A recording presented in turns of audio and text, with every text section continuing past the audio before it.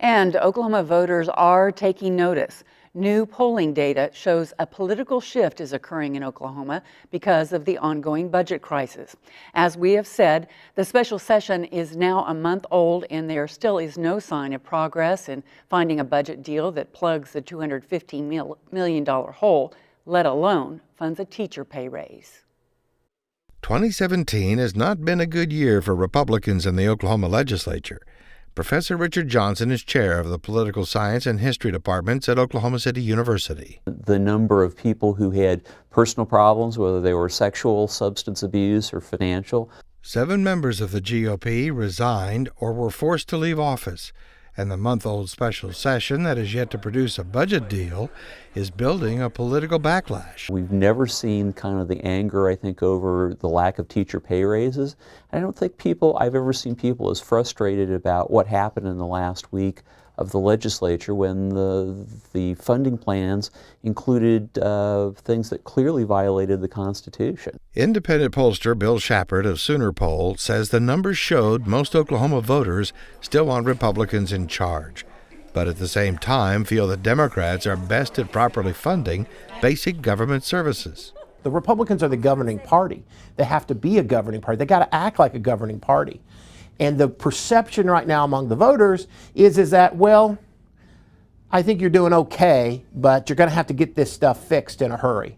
And Shepard says the GOP needs to listen and act, or they may well pay a price. What it basically says, I think, to Republicans is a shot across the bow. Likely voters are saying, get your act together, or we may need to make a change. State Senator Ron Sharp, a Republican from Shawnee, has come up with a plan to fund a $5,000 teacher pay raise, but it would be up to the people of Oklahoma to approve it at the voting booth a year from now. With a 0.5% increase in the income tax, that would give us about $340 million additional dollars the very first year, according to the Oklahoma Tax Commission. The ongoing revenue source would increase over time to fund the pay raise and provide money to buy new textbooks. Senator Sharp says this is the only way teachers will ever get a pay raise. We could not get that through the legislature with a 3/4 majority. The problem with Senator Sharp's plan is teachers would have to wait another 2 years to ever see the money, if voters approve. It would be the 2019-2020 school year before they got the $5,000 raise.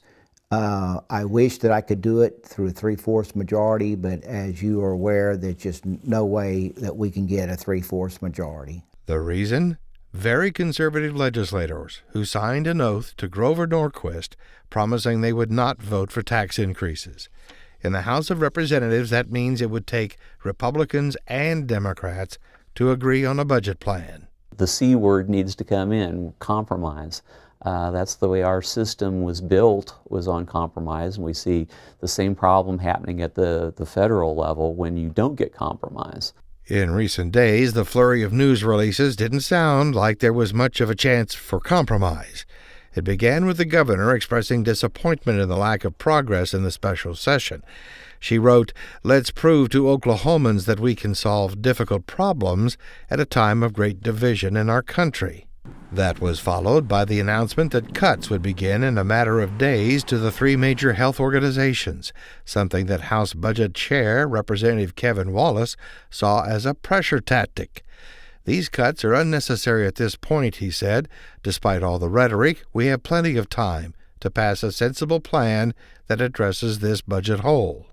And that produced a stinging response from the governor's Secretary of Finance, Preston Dorflinger, who said, because of the state Supreme Court's ruling, the state budget immediately was out of balance, which violates the state constitution. He responded to Wallace's comments, saying, "It glaringly displays that he has a flawed understanding of the budgeting process and requirements of the committee for which he is chairperson." Professor Johnson sees the polling data that shows Oklahomans trusting Democrats more to fund education, health care, and other basic government services as a real shift in Oklahoma politics, especially in the urban centers. We've seen this sort of slow kind of change in parts of Oklahoma City, and there's always been an urban-rural dimension to the legislature, and I think that that's going to get magnified probably. They had plenty enough time to have the meetings necessary, in my opinion, to put together a game plan and orchestrate this so that when we go into special session, it would have been taken care of. And there's other impacts from the legislature's lack of action. The editor and publisher of the Clinton Daily News recently wrote of a meeting to bring a new industry to his community. And while the company was interested, the situation at the state legislature made the company favor Louisiana over Oklahoma. He wrote that the company's CEO said of the legislature, quote, "If they really cared about Oklahoma's future, they would take pride in properly funding education instead of bragging about cutting the state's income and gross production taxes."